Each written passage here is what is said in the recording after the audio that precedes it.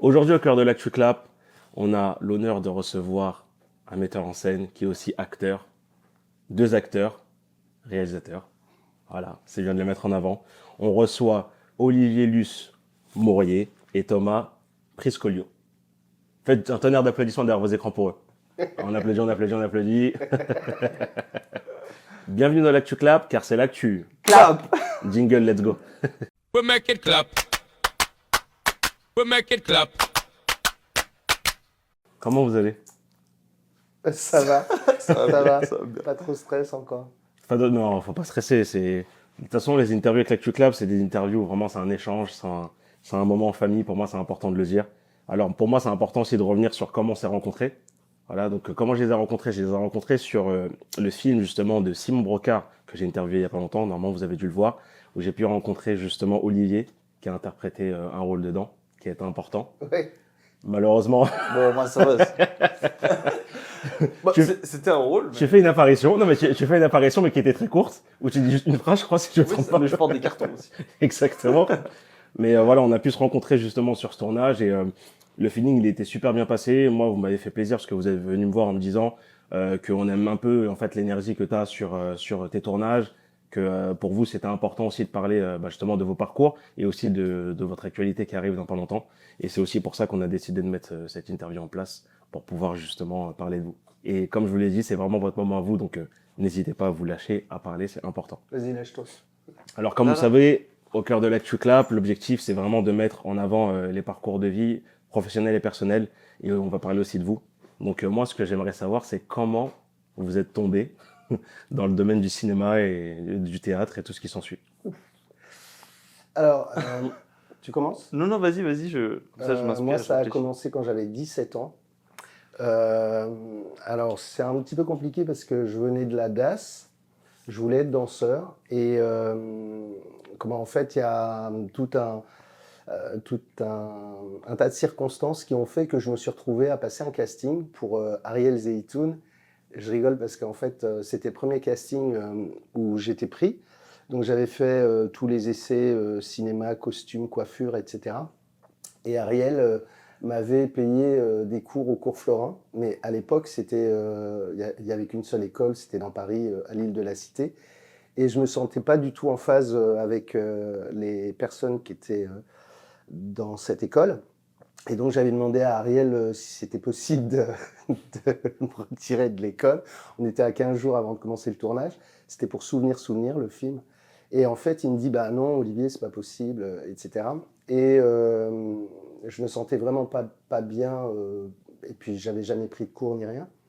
Et à un moment donné, je lui ai dit la phrase qu'il faut surtout pas dire à un réalisateur. Je lui ai dit, bah, je fais pas le film. Et il m'a dit, bah, tu fais pas le film.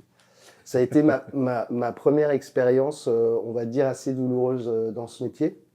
Je pense que j'étais pas prêt, en fait, à l'époque pour faire ce métier, parce que c'était très compliqué. Je venais d'une famille de province déjà, et où c'était assez douloureux ce que je venais de vivre. Donc plus tard, en fait, j'ai pris des cours de danse, etc. Et puis la providence a fait que je me suis de nouveau retrouvé dans le métier de comédien. Et là, je l'ai pris vraiment très sérieusement. J'ai pris des cours chez une femme qui s'appelle Nicole Mérouse. J'ai fait une formation de 3 ans et en fait, au bout de 2 ans, j'ai été pris pour jouer au théâtre. Voilà, ça a commencé un peu comme ça. Ça a d'abord commencé par la danse et ensuite le métier de comédien. Voilà. Thomas, je vais un peu de parler de toi. Comment c'est. En fait, j'ai l'impression qu'on est un peu depuis tout petit, je pense, dans le milieu, mais on ne le sait pas vraiment, j'ai l'impression. Parce que depuis tout petit, moi, je voulais devenir comédien. C'est pas que je voulais devenir comédien, mais j'adorais, je sais pas, interpréter des personnages, faire les accents, le côté très extérieur d'un comédien, finalement. Et je voulais faire ça, mais évidemment, quand on en parle aux parents, c'est pas forcément très rassurant. Je viens de province, donc c'est pas l'accessibilité à tout.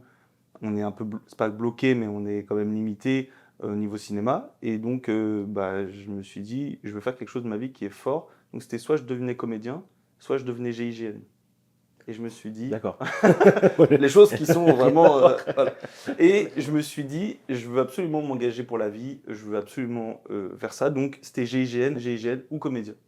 Et je passe les diplômes de gendarmerie que j'obtiens. Et le jour où je rencontre donc la dame qui va me former, etc., je lui dis, est-ce que je peux devenir comédien, même si je suis gendarme, GIGN? Elle me dit, bah non, enfin c'est impossible finalement. Et je lui dis, bah écoutez, je vous rends le diplôme, je peux pas. Un peu comme toi, mais finalement, c'était pas dans le milieu. Mais je lui ai dit, non, non, je vous rends le diplôme. Elle a dit, vous êtes sûr de ce que vous faites là? J'ai dit, oui, oui, oui. Et quand je suis sorti de la salle, je me suis dit, bon, tu avais une vie plus ou moins toute tracée, donc maintenant, tu te bouges, pour être poli. Donc je me suis dit, dans l'euphorie, allez, je vais acheter un livre. J'ai acheté Stanislavski, La méthode de l'acteur ou Devenir acteur. Et bon, bah, j'ai lu et puis je me suis dit, bon, j'ai pas de base de comédien, c'est pas grave, je vais me lancer. Donc j'ai fait un premier court-métrage avec mes connaissances ou mes méconnaissances. Et après, je me suis dit, bah écoute, le truc qu'il faut faire, c'est partir sur Paris, essayer de passer un casting, deux castings, donc des petits tournages étudiants, des petits trucs. Et puis bah après, je sais pas comment ça s'est passé, deuxième court-métrage, et puis un tournage étudiant, je monte à Paris. Puis il faut savoir que quand on vient de province, on n'a pas forcément. C'est pas aussi facile de monter sur Paris, même si maintenant il y a les trains, c'est quand même financier, prend un peu des risques quand même de se dire bon, je vais quand même essayer de venir. Puis bah, un jour sur un tournage, je rencontre Olivier, et puis bah là. Non, mais, non, mais c'est intéressant de parler justement de cette expérience en tant que personne qui vient de province. Est-ce que c'est simple au quotidien? Parce que comme tu l'as dit, il y a un coût sur l'aspect financier, mais même mentalement, quand tu arrives sur un secteur où justement les gens ils sont déjà un minimum en place, ils ont déjà une certaine confiance parce qu'ils ont les codes entre guillemets du lieu où ils sont depuis un moment. Est-ce que c'est simple pour vous quand vous êtes arrivé justement sur Paris, l'expérience en tant que comédien? En fait, en tant que comédien, oui, parce qu'en fait, je me rendais compte que en fait, quand tu es autodidacte, il y a un truc qui est différent, c'est que tous les tournages dans lesquels j'étais, c'était des personnes qui étaient à l'école, à l'ESRA, le CLCF, peu importe, toutes les écoles. Et en fait, ils étaient très scolaires, plus ou moins scolaires, mais du coup, moi, j'avais les connaissances d'un passionné qui veut absolument apprendre, qui veut savoir, goûter, essayer, faire. Donc, j'avais pas un cran d'avance, parce que j'avais du retard par rapport à des choses, mais par rapport à la passion de le faire, non, parce que bah, je montais à Paris, j'avais qu'une envie, c'était de jouer, qu'une envie, c'était de faire. Donc, par contre, quand on vient de province, on arrive à Paris, c'est 10 000 km/h, on Oui, ne oui, sait bien pas sûr. ce qu'on fait, on arrive, on est stressé, on a notre valise, on passe le casting, tu fais 1h30 de train pour 15 minutes de casting, car tu refais 1h30 de train. Donc c'est très rapide en fait, c'est vraiment le speed, c'est vraiment le truc, c'est vraiment la rapidité. Eh bien, est-ce que des personnes qui, quand tu sais, quand tu arrives pour prendre des cours ou tu fais, peu importe, tu participes à un court-métrage, peu importe, est-ce qu'on te fait ressentir, ou vous fait ressentir, parce que je parle aussi à vous deux, est-ce qu'on fait ressentir des fois que vous venez de province? Est-ce qu'on sent une Ouais. distinction ou pas du tout? Ouais. Ah oui. Parce que, parce que moi, forcément, moi j'ai grandi à Paris, donc moi c'est des choses que je vois pas, et je sais que je suis pas dans ce mindset-là de mettre des différences en fonction de là où tu viens, mais je sais qu'on m'a déjà fait ressentir, enfin comprendre que apparemment c'est assez compliqué. Ouais, quand même. Ouais, ouais, bah déjà, t'as pas les mêmes codes, déjà. Et puis, t'as pas la même vie. À Paris, c'est quand même assez speed. Faut quand même un rendu, tu vois, immédiat. En province, t'es pas du tout sur les mêmes énergies et tout ça. Puis, t'es pas sur les mêmes connaissances non plus. Enfin, moi, pour ma part, comme je te disais tout à l'heure, c'est un peu compliqué parce que je suis arrivé sur Paris quand j'avais 14 ans. Mais parce que j'ai fugué, donc j'étais dans une autre énergie. Je venais pas dans la même optique, par exemple, que Thomas. En plus, on n'est pas de la même génération, donc je te parle d'un temps que les moins de 20 ans ne peuvent pas connaître. Donc, c'était pas du tout pareil, mais ouais, c'était très, très difficile. Pour moi, j'étais complètement paumé. Pour prendre le métro, par exemple, ne serait-ce que ça, je mettais parfois une demi-heure parce que je comprenais rien dans les correspondances et tout ça. Les castings, en fait, le premier dont je te parlais tout à l'heure sur Souvenir, en fait, je me suis planté devant la caméra et je jouais pas, quoi, tu vois, et j'avais pas cette notion, tu vois, que c'était un métier, qu'il y avait une technique à apprendre, qu'il y avait des choses importantes à comprendre pour faire ce métier. Donc moi, j'y allais comme ça, tu vois, nature, avec tout ce que ça comporte de bien comme de moins bien. D'ailleurs, c'était à l'époque le premier assistant d'Ariel Zeytoun, c'était mince, un grand réalisateur, celui qui a fait Indochine avec Catherine Deneuve. Bon, bref, je ne vais pas me souvenir de son nom. Et lui, il était premier assistant. Et je me souviens de quand il m'a fait passer le casting. Tu vois, c'était dans une salle un petit peu comme là. Et il m'avait dit, bah, tu te mets là, tu vois, dans un coin comme ça. Puis dis-moi ton texte. Et en fait, j'étais barré, je réfléchissais plus. Mais j'avais pas de code, j'avais pas de technique, j'avais rien, quoi, tu vois. Et c'est au fur et à mesure où tu l'apprends. Mais c'est là où tu te rends compte que oui, tu viens de province et que c'est pas du tout la même vie quand t'es à Paris, quoi. Et puis, il y a une notion aussi de jugement, beaucoup. Tu vois, t'es quand même mis de côté assez facilement, quoi. Mais comment on se motive dans ces moments-là pour ne pas lâcher? Parce que je vois que jusqu'à maintenant, vous n'avez pas lâché. Bah, en fait, moi, ce que je t'ai pas dit tout à l'heure, c'est que j'ai toujours voulu être sur scène. J'ai toujours voulu faire ce métier, mais je savais pas comment je voulais le faire. Je voulais être danseur à la base, mais c'était pas que danseur, c'était être sur scène, exister, quoi, en fait, être reconnu, enfin, exister, quoi. Et en fait, je pense que plus tu as des gens, enfin moi, plus j'ai des gens qui me virent, si je puis dire, ou qui me rejettent, plus ça me file la niaque pour leur dire, bah non, mon gars, c'est pas toi qui décide, c'est moi. Tu vois, je sais pas comment l'expliquer, mais en fait, ça te donne une force de te dire, non, j'ai pas envie j'ai pas envie d'être exclu, etc. C'est pour ça, moi, par exemple, que quand je travaille avec des comédiens, je fais pas d'audition, tu vois, par exemple. Je fais des séances de travail communes avec toutes les personnes, par exemple, que j'ai choisies pour un rôle. Je fais des séances de travail communes, ce qui permet comme ça d'avoir un vrai échange et pas de se dire bah, toi, tu as un numéro, vas-y, fais-moi ton truc. Non, Bien sûr. parce que moi, j'ai beaucoup souffert de ça et il y a beaucoup de comédiens qui souffrent de ça. En plus, à l'époque, quand tu passais des castings, si le casting ou la casting ne t'aimait pas, en fait, soit elle te filmait pas, ou soit elle te filmait mais elle le montrait pas au metteur en scène. Enfin, tu vois, c'était des choses comme ça de ce métier que je n'aime pas du tout, quoi.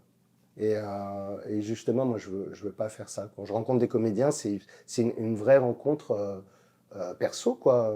Il y a plus là, il y a l'aspect humain qui se met aussi Bah en oui. avant, ouais, Ouais, énormément. ouais. C'est Parce que important. tu travailles avec l'humain, tu travailles pas avec un numéro ou tu travailles pas avec une chose préfabriquée, tu vois. Puis, Donc, tu vois, pour répondre à ta question, je pense que justement, quand on vient de Paris, tu sais, c'est un système de proximité. Quand es juste à côté de quelque chose, tu te rends pas compte de l'opportunité que tu as. Quand tu viens de plus loin, parce que je viens pas de très très loin, tu vois, je viens de Poitiers, c'est pas non plus l'autre bout de la France, l'autre Bien bout du sûr. monde, donc j'ai pas énormément de distance, mais mine de rien, cette distance te permet, quand tu arrives sur le lieu, t'as pas la même énergie, t'as pas la même envie, t'as pas la même détermination que certaines personnes qui viennent de juste à côté, qui ont fait 2, 3 stations de métro. Je pense que justement c'est motivant parce que justement tu te bats pour être à un endroit et tu as vraiment envie de faire ce métier. Parce que c'est un métier déjà qui n'est pas évident à faire, même quand tu es juste à côté. Bien sûr. Donc quand tu te déplaces pour aller sur le lieu, pour venir, tu as vraiment envie, quoi. Tu as vraiment cette énergie qui te dit, bah ouais, j'ai envie de le faire. C'est non mais c'est important de le savoir parce que c'est vrai que nous des fois vu qu'on a à Paris on a déjà tout, Mm. des fois en fait c'est comme si c'était déjà acquis et on se rend pas compte en Ouais. fait de ce qu'on peut réellement faire avec tout le potentiel qu'il y a. Mais en fait c'est important pour moi d'avoir appuyé sur ce point-là. Tout à l'heure vous parliez de la différence d'âge. Et c'est vrai que vous avez une bonne différence d'âge si je ne me trompe pas. Ah bon? Comment s'est fait votre rencontre? alors, la rencontre, enfin pour moi, hein, comment je l'ai vécu, en fait, on était sur un tournage avec Thomas et comment je pourrais t'expliquer? En fait, il y avait une mezzanine et donc on attendait, si tu veux, pour que l'équipe nous dise d'arriver, donc les comédiens. Moi, j'étais en mezzanine et en fait, je regardais, tu sais, le bas où il y avait la porte d'entrée, etc. Et Thomas est rentré avec sa valise, son bonnet, je me souviens. Et je sais pas comment t'expliquer, en 2 secondes de temps, je me suis dit, putain, mais c'est le mec que je cherche, quoi. Et, euh, et je savais, en fait, qu'il faisait partie du tournage, alors que je le connaissais pas. Et j'ai regardé un petit peu comment il bougeait, comment tout ça. Il est monté à la mezzanine et je lui dis, t'es comédien, tu fais partie du même tournage et tout ça. Il me dit, ouais, ouais. Et je dis, écoute, est-ce que ça te plairait de lire une pièce de théâtre? Est-ce que tu as déjà fait du théâtre, etc. Puis d'un seul coup, je lui ai posé 15 000 questions comme si, tu vois, c'était déjà vendu. Et en fait, il m'a dit oui. Et puis après, je lui ai donné la pièce à lire, etc. Mais il y avait un truc qu'il faisait, je ne sais pas comment l'expliquer, parce que c'est comme ça que je fonctionne avec les comédiennes et les comédiens. En fait, je sais en un quart de seconde si c'est la personne que je veux. Et Thomas, c'était ça en fait. En plus, j'ai bien répondu aux questions. Tu sais, étant donné que j'avais pas de formation, j'ai rien, quand il me dit le théâtre, tu connais? Ah oui.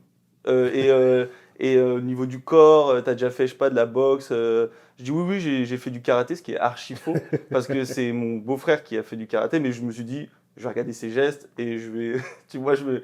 Mais en fait, rien à voir, c'est de la danse. Mais je lui ai dit oui, oui, bah oui, oui, c'est une opportunité en or pour moi, tu vois, je viens à Paris, parce que pour expliquer du coup dans l'état d'esprit dans lequel j'étais, ça faisait déjà à peu près 1 an que je faisais des petits castings à Paris, que je redescendais, que c'était des trucs étudiants. J'étais souvent un peu déçu parce que le casting dure 15 minutes et je fais 1h30 de train. Et puis en plus, il y a des frais, puis je paye, etc. Et j'ai pas beaucoup de sous, et tout un ensemble de choses.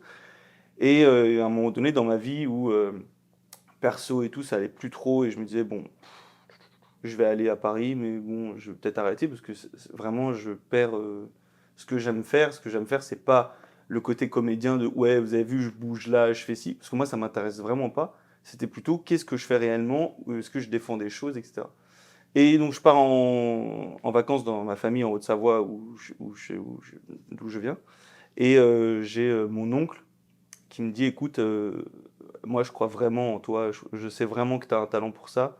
Le seul truc, c'est qu'il faut que tu règles quelques petits trucs avant avec tes petits problèmes, avec ta famille, etc. Et tu verras le jour où tu prendras les devants, t'enverras un message, tu verras qu'il y a quelque chose qui va se passer. Je rentre à Poitiers, et je me dis, bon, je vais quand même écouter les conseils de mon oncle. J'envoie un message. Le lendemain, j'avais postulé, je suis pris sur le casting. Le casting se passe bien. Sur le tournage, je rencontre Olivier. Incroyable. Ouais, Incroyable. moi, je vois ça comme un message. Et je l'ai remercié d'ailleurs, parce qu'aujourd'hui où j'en suis, ça fait 2 ans qu'on travaille avec Olivier, et c'est vraiment un tremplin. J'ai même pas de mots pour expliquer, tremplin, c'est même pas le mot. C'est tellement une évolution en l'espace de peu de temps finalement, et ce qui s'est joué à un petit truc qui s'est réglé, et je trouve que c'est un message pour moi. Et depuis le moment où vous êtes rencontrés, vous vous êtes pas lâchés, toujours Non. ensemble Ah jusqu'à ouais. maintenant. Ouais. Et je sais que c'est un lien avec ton histoire personnelle. Ouais. Tu m'as dit que cette relation, justement, elle t'a fait écho à quelque chose. Si tu veux en parler. En fait, tu sais, j'ai perdu un frère jumeau. Et en fait, depuis que je suis tout petit, il y a, je sais pas, cette espèce de chose comme ça, comme s'il me manquait quelqu'un, quelque chose.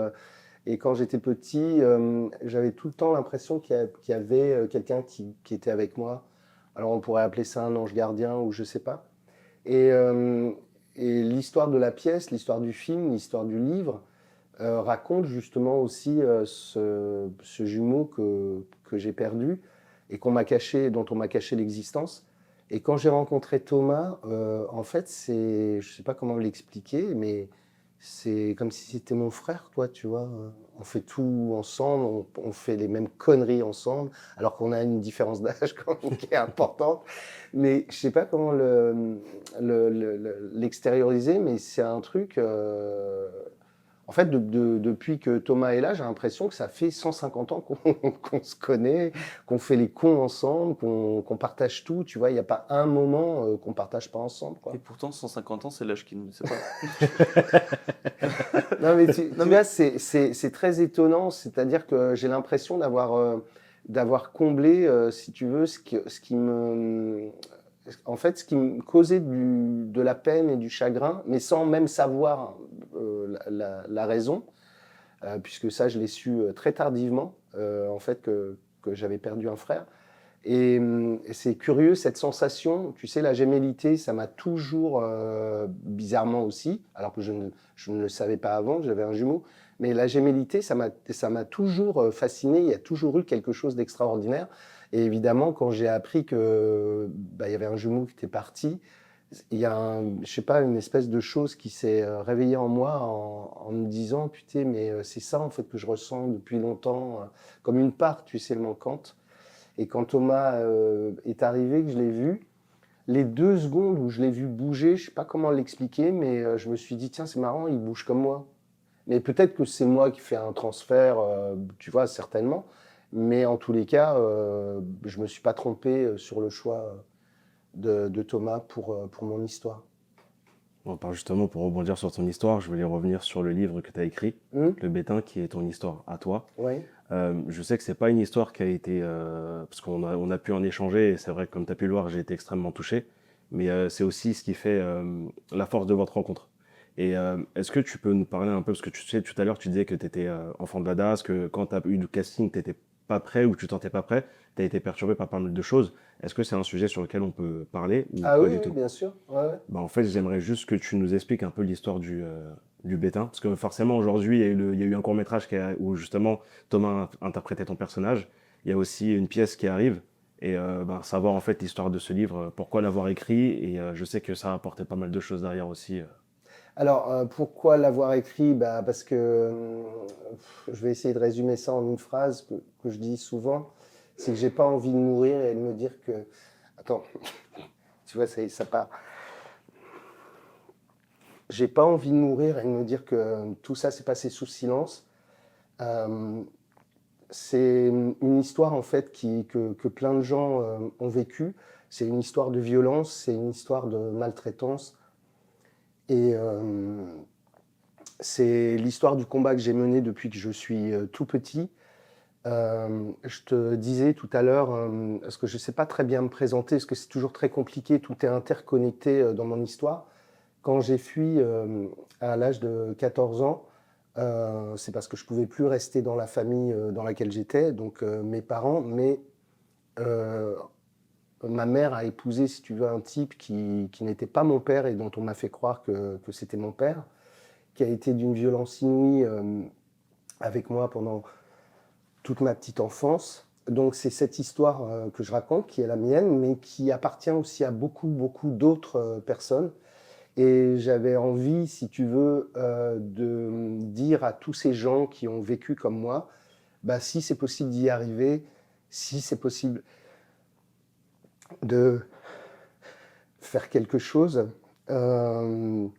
Et donc, j'ai écrit ce bouquin en collaboration avec la psy que j'ai vue pendant 10 ans, puisqu'il a fallu que je me répare de beaucoup, beaucoup de choses.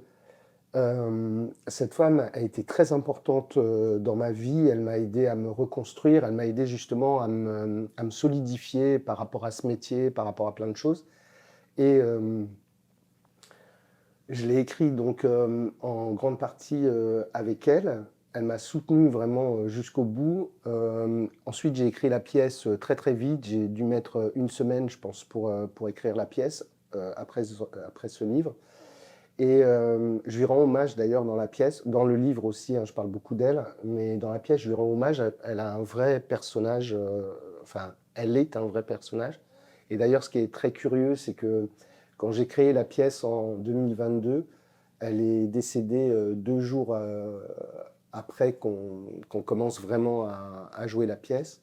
Comme si, tu sais, elle me disait, bon, bah, ça y est, maintenant, Olivier, t'es prêt, donc tu peux, tu peux être fort et grand. Et puis ensuite, j'ai eu l'opportunité de réaliser le film.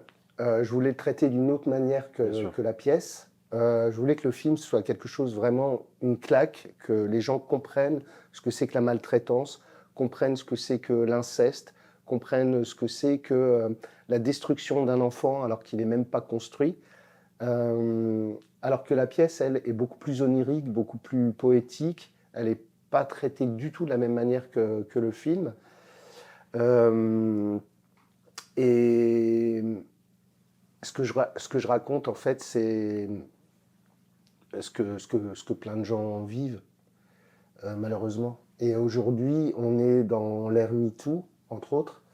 Et moi, ce que j'aimerais dire aux garçons qui ont subi les mêmes choses que moi, ou l'équivalence, c'est qu'ils n'aient pas peur surtout d'en parler, qu'ils n'aient pas honte, que seront toujours des garçons, quoi qu'il leur soit arrivé. Parce que souvent, par exemple, quand des garçons se sont fait violer, en fait, ils ont vraisemblablement l'impression de ne plus être un garçon.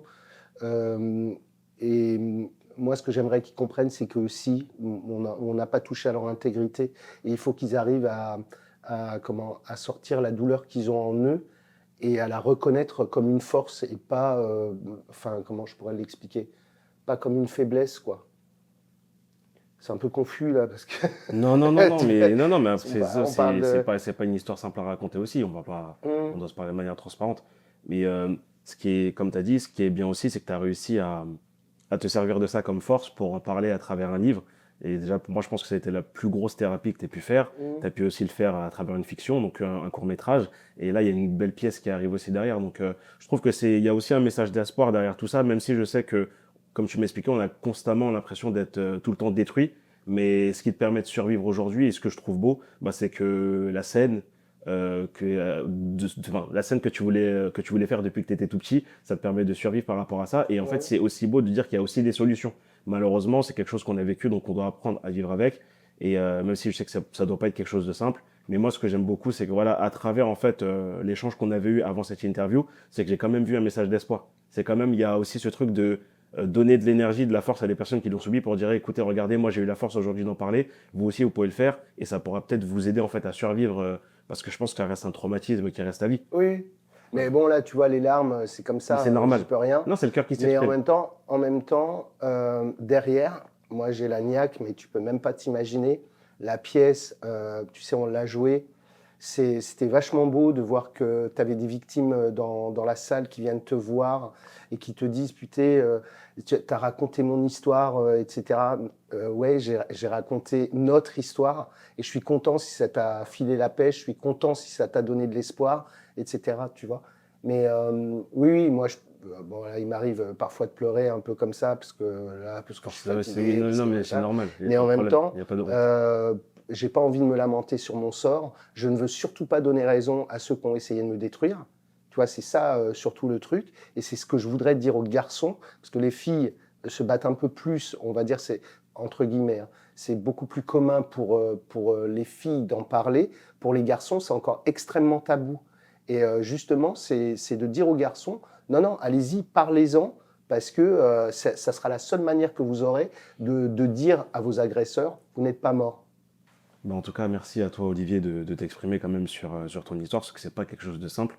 Et même là, je vois que le fait d'en reparler, il y a forcément toujours les émotions qui sont là. Mais encore une fois de plus, c'est pour moi un très très gros message d'espoir pour les personnes qui ont subi ça. Et oui, effectivement, pour un homme, je pense que c'est quelque chose de plus délicat à exprimer, parce qu'on a souvent tendance à avoir l'image de l'homme qui doit être fort, Oui. tu sais, Viril. ça doit pas être entre guillemets une tapette, enfin, tu sais, toutes C'est les ça. expressions qu'on a connues. Donc forcément, c'est beaucoup plus dur pour lui d'en parler. Mais c'est justement là où je trouve ça très très fort de ta part, parce que c'est vraiment vraiment pas un sujet simple. Ah non, ça c'est sûr. Et je me battrai jusqu'au bout et pour les enfants, parce qu'aujourd'hui, je me rends compte que les enfants ne sont pas plus protégés que ce qu'il y avait il y a 40, 50 ans. C'est même, à mon avis, de plus en plus terrible ce qui se passe à l'ASE, etc. Parce que l'ASE, en fait, c'est ce qui s'appelait autrefois l'ADAS et encore autrefois l'assistance publique. Donc, il faut vraiment que les gens prennent conscience que les enfants, il faut les protéger, il faut les défendre et il faut être là, quoi. Que ce soit pour des garçons, pour des filles, mais il faut vraiment être là. Ça a été quoi ton émotion, Thomas, tu sais, à la rencontre avec Olivier, quand il t'a forcément parlé du court-métrage dans lequel tu as joué, où tu devais interpréter son personnage, qui est aussi une réalité en vrai, parce que c'était pas que de la fiction. Bah, ça s'est pas passé aussi vite. En fait, si tu veux, quand on s'est rencontrés, il m'a plus ou moins parlé de la pièce. Il m'a dit qu'il avait une pièce, mais qu'il m'enverrait le livre et le texte après le tournage, donc. Au début, évidemment, impossible que je me rende compte de l'histoire. Je suis dans l'euphorie totale d'être à Paris. C'est un peu à droite à gauche, etc. C'est une fois que je suis rentré et que j'ai lu en premier lieu la pièce, alors qu'avant je lisais pas trop, et j'ai lu la pièce à l'espace de très peu de temps, Et il me dit, bah écoute, je peux t'envoyer le livre en PDF. Je dis non, non, non, je préfère le commander. Je l'ai commandé et je l'ai lu en l'espace de 2 jours. Ce qui est vraiment, pour moi, lunaire, parce que je lisais pas beaucoup, voire pas. Et si tu veux, c'est déjà, tu te rends compte déjà que dans ta tête, tu lis des choses. Et en fait, il y a des choses, elles sont tellement violentes, ou elles te font tellement écho à ce que toi tu as vécu, ou pas, mais juste elles sont violentes, que parfois tu les mets de côté aussi. Tu te rends pas forcément compte. Et ça arrive encore de temps en temps qu'il y ait des choses, on est en discussion, et il me dit, bah si, mais tu sais, je l'ai écrit dans le livre. Ah bon, je me souviens pas. Et donc, on a travaillé pendant bien 6 mois, je pense, avant le film. Donc, il y avait déjà, si tu veux, le travail du texte, le travail du rôle, etc., qui s'était déjà mis en place. Donc déjà, c'est à comprendre. Après, c'est vrai que le cinéma, c'est pas pareil, parce que du coup, tu es sur d'autres choses à donner, parce que c'est plus proche, c'est des émotions plus intimistes, on va dire. Mais pour être franc, je pense que au moment du film, je ne pense pas avoir compris la totalité du rôle. Étant donné que c'est colossal, le rôle il est très large sur tout ce que tu peux donner. Et quand tu es jeune en tant que comédien, quand tu es vert, ce qu'on appelle vert, ce que je ne connaissais pas, et quand on m'a expliqué ce que c'était vert, il y a des choses que tu n'arrives pas à aller chercher, tu n'arrives pas à, à aller donner ce que tu peux donner, parce que tu n'as pas encore fait ce travail en toi d'aller chercher les choses qui sont similaires ou qui peuvent faire écho à ce moment précis. Donc c'est tout le travail du rôle qui est tellement fourni qu'il faut aller chercher en soi. Et je pense qu'au moment du film, il y avait encore euh, un peu l'excitation, pas trop se rendre compte, t'es en tournage, tu pars 5 jours et t'es en mode oh trop cool, alors qu'en fait faut être beaucoup plus concentré, ce que je comprends beaucoup plus maintenant, parce que ça fait plus de temps et parce que là on est sur le rôle sur la pièce.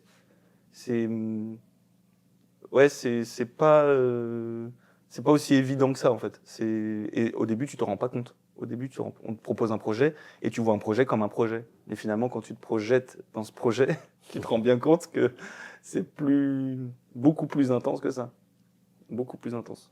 En tout cas, c'est le court-métrage, je sais pas s'il est disponible sur les plateformes ou... Non, parce que pas pour le moment, parce qu'il est en festival.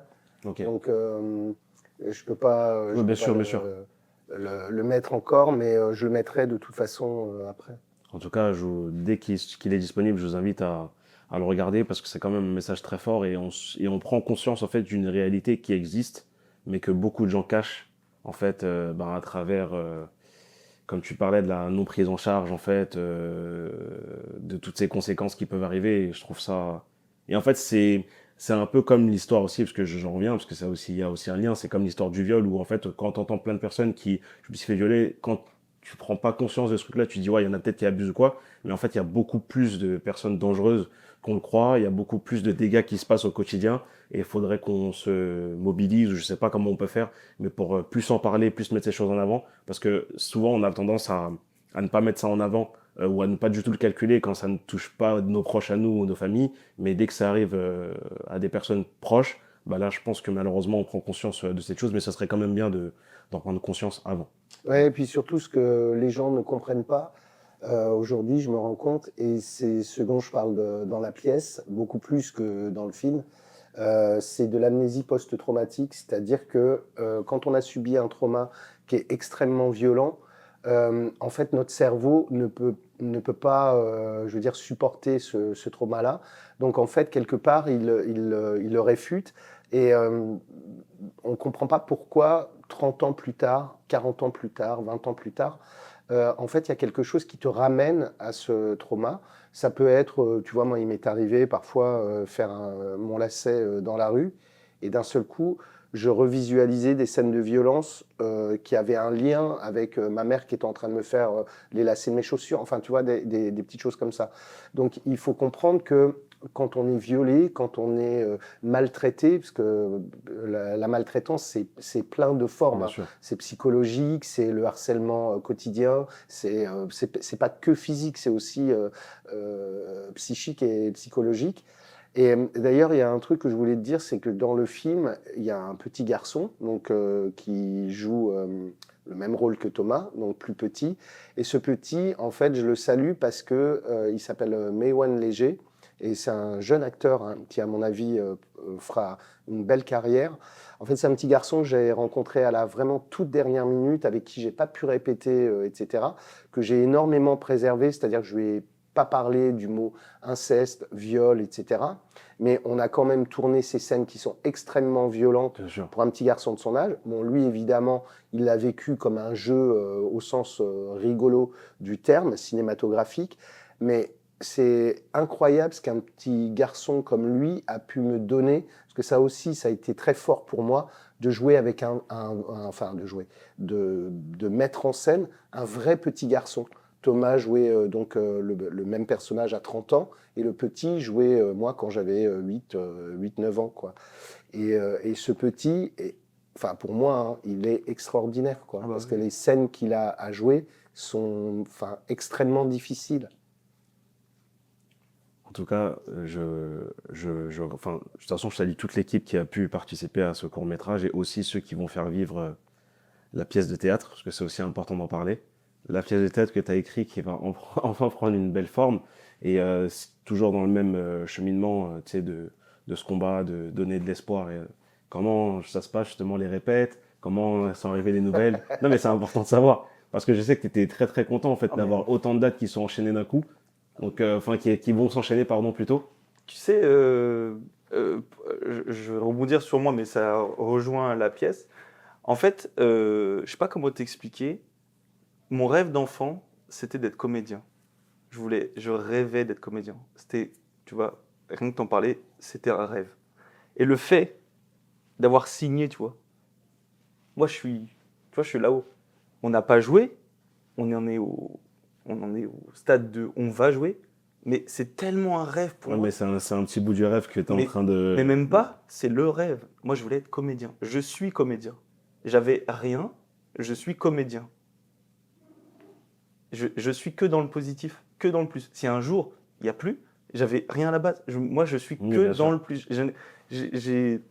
J'ai rien à perdre. Je jouerai toute ma vie, tout le temps. Donc quand on a joué, quand on a signé avec Berthaud, quand on a signé nous, quand on a signé les contrats, Olivier me disait ouais bon voilà. Mais moi j'étais comme un dingue. J'ai signé un contrat de comédien, j'ai signé un contrat.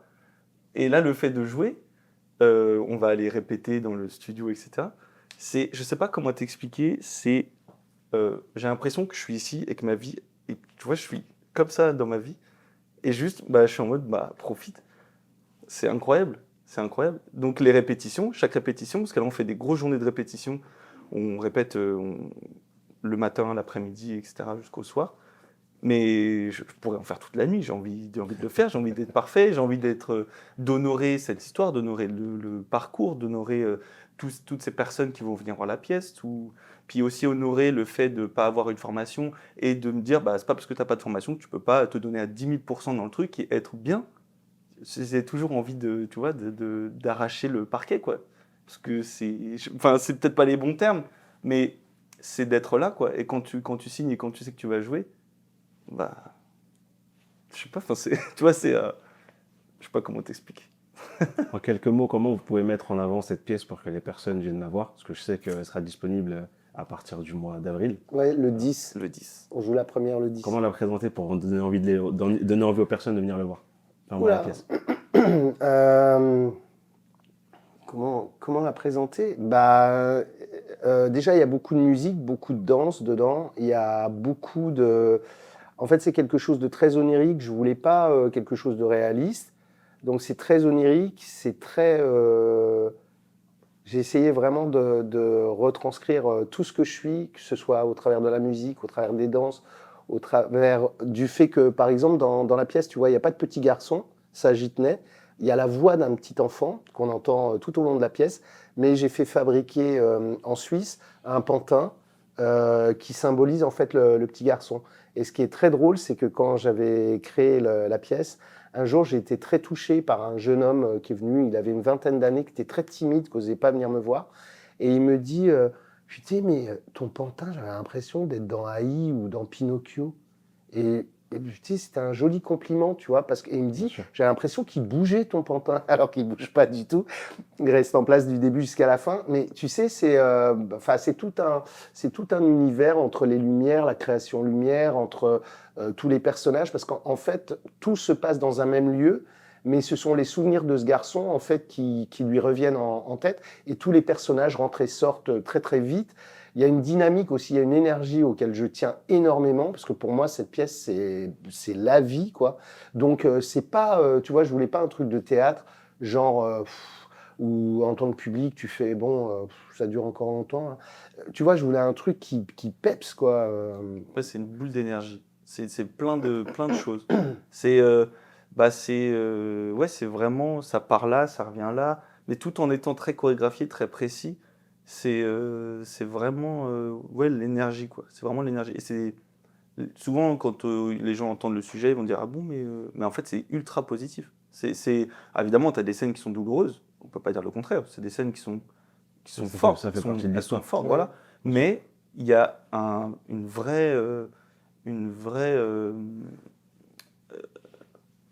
ouais, une vraie énergie, un vrai espoir, un réel espoir. Ouais, ça, j'y tenais beaucoup. En fait, si on doit résumer la pièce, parce que quelquefois j'en parle avec les comédiens, c'est vraiment le combat d'un mec qui ne veut pas ni s'apitoyer sur son sort, ni qu'on fasse oh le pauvre, etc. Non, pas du tout. La pièce, c'est je suis en vie et j'irai jusqu'au bout et je ne laisserai pas ceux qui ont essayé de me tuer avoir raison. Tu vois, c'est quelque chose. Bah, ce que tu vois ce que je suis là. C'est la là, pièce.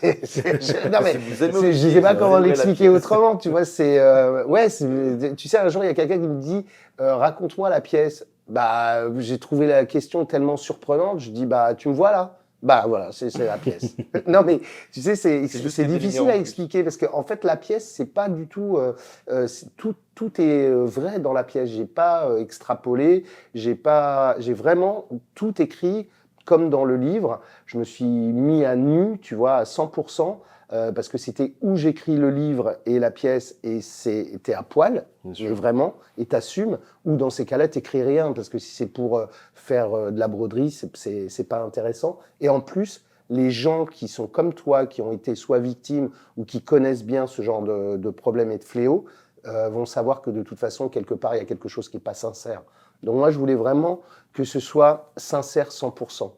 Et la pièce, elle est comme ça. Alors parfois, tu rigoles, parfois, c'est très touchant parce qu'il y a des souvenirs d'enfants qui reviennent, etc. Parfois, c'est très violent. Il y a beaucoup de violence, mais pas Ouais, telle qu'on lyrique. l'entendrait, parce que c'est beaucoup dansé, tu vois. C'est-à-dire que quand les mots n'ont plus leur place, bah, c'est le corps qui prend Bien sûr. le dessus et qui Il y a des bouge, scènes au quoi. ralenti, il y a des scènes, c'est vraiment. Moi, quand j'ai vu la première captation, c'est vraiment cette histoire. On dirait qu'on est. Ouais, c'est vrai qu'on dirait qu'on est un peu au cinéma. Parce qu'il y a, il y a une lumière qui ouvre toute la salle, puis d'un coup, t'es dans la chambre, puis d'un coup, t'es là, puis à un moment donné, c'est ralenti. Donc, t'as pas le temps de te reposer. Et en même temps, t'as le temps de tout comprendre.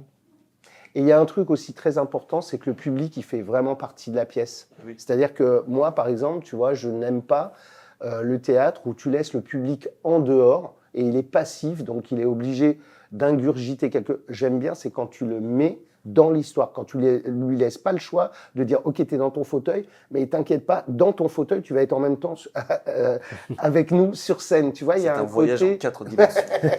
Non, mais il y a un côté, j'aime bien quand le public, il est. Enfin, tu vois, pour moi, le théâtre, c'est pas quelque chose de confortable. Le théâtre bourgeois me fait chier. Tu vois, moi, j'aime les pièces où d'un seul coup, t'es remué, où t'es bousculé. Parce que pour moi, c'est ça la vertu du théâtre. C'est pas d'être plan-plan dans ton fauteuil, tu regardes un truc, ouais, c'était bien, bon, on va bouffer à quelle heure? Non, non, mais tu vois, ça m'intéresse pas. Non, non, mais c'est drôle parce que c'est vrai que ça revient aussi un peu d'aller voir un film au cinéma, quoi, où t'attends qu'en fait tu t'ingurges le tour, que là, vu que c'est quelque chose de vivant, parce qu'en fait, voilà, à travers un écran, c'est de l'affection au cinéma, mais c'est vrai que le théâtre, il y a ce côté vivant, et si le public il peut y participer, bien sûr que nous, en tant que spectateurs, on est les plus heureux. Et du coup, c'est toujours Le Bétain, Oui, toujours. voilà, Ouais. qui sera disponible à partir, enfin, on pourra venir vous voir à partir de quand? Du Quelle 10 date? avril. 10 avril, précisément. 10 avril Au 1er juin. jusqu'au 1er juin. Bah, en tout Les- cas, Et c'est au jeudi. studio Héberto Vendredi, samedi à 21h et les dimanches à à 14h30. 14h30. Voilà. N'hésitez pas à vous abonner à leur compte pour aller voir justement, suivre l'actualité et surtout amener votre présence pour voir cette pièce. Parce que déjà, comment ils en parlent, ça donne envie de voyager avec eux, là, vraiment. Donc, je vais clôturer justement l'interview avec deux questions. La première question, je te la pose à toi, Thomas. Qu'est-ce que tu dirais, pardon, aux personnes de province qui décident de se lancer à travers ton parcours pour se motiver et à ne jamais à ne jamais baisser les bras dans leur motivation, leur détermination à devenir soit acteur ou comédien? Ce que tu leur dirais? Mais ça toucherait la province comme tout le monde en fait. Oui, oui, bien sûr. Pour moi, il faut être sincère dans ce qu'on fait et il faut pas avoir les dents qui raclent le sol. Il faut vraiment croire en qui on est, mais profondément, pour être sûr que si on fait ce qu'on est en train de faire, est-ce qu'on est à 100%? Si tu es à 100%, si tu es à 2000% dans ce que tu fais, tu peux pas avoir de regrets. Et par exemple, dans mes proches ou ma famille, je les pousse à être, à faire ce qu'ils ont envie de faire, parce que je trouve ça beau quand on va à fond dans ce qu'on fait et quand on est vraiment sincère avec nous-mêmes et pas qu'on se dit je veux le faire pour dire que je le fais. Donc c'est un peu bateau de dire ça, mais il faut croire en qui on est et il faut pas avoir peur d'échouer, il faut pas avoir peur de tomber. Parce que c'est justement quand on y va, quand on essaie, quand on refait, quand on tombe et qu'on se relève, etc., que là, on va pouvoir aller chercher ce qu'on veut vraiment et où on veut vraiment aller. Ouais, faut pas se fourvoyer dans des choses juste pour dire on y va, pour dire. Et je trouve qu'il n'y a pas d'intérêt. Il faut le vivre et le faire. Faut le faire à passion, 100% aimer ce et qu'on surtout fait, ouais. être sûr que ce que tu fais, est-ce que tu as vraiment envie de le faire? Ouais, bah c'est trop bien. Il n'y a pas de sous-métier, il n'y a pas de choses qui sont moins bien qu'une autre. Tant que tu vas à fond, moi je trouve que c'est génial. Et je finis avec la dernière question pour toi, Olivier. Ah bah oui, il fallait que ça vienne. Ça fait quoi d'être chauve? Non, c'est une question un peu plus sérieuse parce que ça reste toujours en lien avec ton histoire. Et je suis très très content que tu aies pu en parler sur l'Actu Club. Pour moi, ça me tient vraiment à cœur. Parce que pour les gens qui suivent l'Actu Club, ils savent que l'Actu Club, c'est vraiment un média au-delà du cinéma qui est très humain.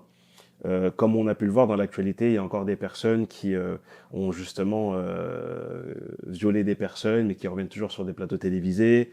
Il y a plein de personnes qui dégradent en fait la vie d'autres personnes, mais qui sont toujours présentes. Et je sais qu'il y a des personnes qui ont subi ça peuvent se dire, ben en fait ça me motive pas du tout en fait tu sais, aller de l'avant, à combattre en fait ces gens-là, parce qu'en fait les gens ils les prennent pas au sérieux. Qu'est-ce que tu dirais encore une fois de plus, là c'est vraiment face caméra, aux personnes qui peut-être se disent ça vaut pas le coup, vraiment de ne pas lâcher l'affaire par rapport à ce combat que tu mènes depuis un certain nombre d'années aujourd'hui? Je le dis là. Face caméra ou face à moi, comme tu veux. Bah, c'est pareil. En fait, tu sais, j'ai témoigné pour un garçon qui s'appelle Olivier, parce que il y avait un producteur de TF1 qui s'appelle Gérard Louvain, et ça, je le dis et je m'en contrefous d'avoir un procès au cul. Un producteur qui s'appelle Gérard Louvain et qui est donc un mec depuis 40 ans qui m'a agressé sexuellement. Et Gérard Louvain a un neveu qui s'appelle Olivier, comme moi, et qu'il a donné en pâture à son mec pendant des années, alors qu'il avait 12 ans, ce petit. Quand j'ai entendu cette histoire, étant donné que j'ai été agressé par son mec quand j'étais plus jeune, j'ai témoigné pour Olivier, parce que ce qui m'a beaucoup touché dans son témoignage, c'est qu'Olivier disait dans un journal, alors je sais plus si c'était Le Monde, Le Figaro, il disait « J'ai 50 ans, ma vie elle est bousillée ». Et tu sais, ça a fait écho chez moi sur toutes les douleurs que j'ai pu subir. Et je me suis dit, je laisserai pas ce mec. J'ai témoigné pour lui, tu vois, sur BFM, sur France 2, etc. Et vraiment, c'est un métier qu'on peut faire. Il y a des gens très très bien dans ce métier, mais par contre, toutes les raclures, tous les gens qui violent, tous les gens qui vous agressent comme ça. Moi, je parle d'une personne en particulier dans mon bouquin qui m'a comme ça harcelé pendant 2 mois de répétition au théâtre. Ces gens-là, il faut surtout pas les laisser continuer. Que ce soit les Morandini, que ce soit tous ces gens-là, ce sont des saloperies. C'est des gens qui doivent dégager de ce métier. Tu ne peux pas faire ce métier et considérer que un garçon ou une fille est un objet sexuel. Non, tu travailles avec, tu as un minimum de respect, tu le considères comme un être humain. C'est pas une chose, c'est pas un objet sexuel, c'est une personne. Donc moi là-dessus, je suis assez véhément parce que ça me débecte de savoir que dans ce métier, comme tu dis, il y a encore des gens qui font des émissions, qui machin, etc., alors qu'ils ont des affaires aux fesses sur des viols, sur des agressions, etc.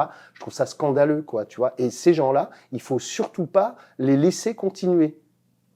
C'est pour ça que je suis très proche du combat des femmes, parce que je trouve que les femmes, elles ont un combat, mais qui est plus que noble, et en plus, on les écoute pas beaucoup, et notre société n'est pas, enfin, elle est trop patriarcale pour qu'on les entende, et justement, elles ont raison d'insister sur le fait qu'il faut dénoncer tous ces gens-là.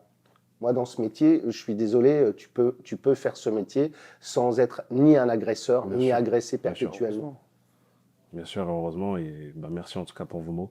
Merci pour ce moment qui était fort, encore une fois de plus, que moi j'ai eu déjà un premier échange autour d'un café, mais c'est vrai que là, d'avoir un peu plus de profondeur sur certains sujets, ça me touche personnellement. N'hésitez pas à suivre leur page, comme je vous ai dit, à vous abonner à leur compte. Venez voir la pièce. Elle a l'air d'être vraiment, vraiment géniale, inspirante, super. Je ne sais pas comment la définir parce que Moi, franchement, je l'aime bien. ils me font voyager en tout cas à travers. Et je vous remercie en tout cas à vous d'être Merci à d'être toi. venu Merci à parler toi, justement sur l'Actu Clap et merci à vous d'avoir donné encore de l'énergie, de donner des visions différentes et vous êtes ouvert en fait, vous avez parlé à cœur ouvert et c'est pas quelque chose de simple à faire donc merci à vous. Merci Joe. Merci, Joe. On continuera à essayer de vous envoyer le maximum d'énergie positive à travers les interviews. Je vous demande de rester abonné, de continuer à suivre ce qu'on essaye de faire au quotidien avec l'équipe de l'Actu Clap et je vous dis à très très vite. On se dit ciao ciao et à très très vite la famille. Ciao ciao. Vous pouvez le faire aussi par là. Yo.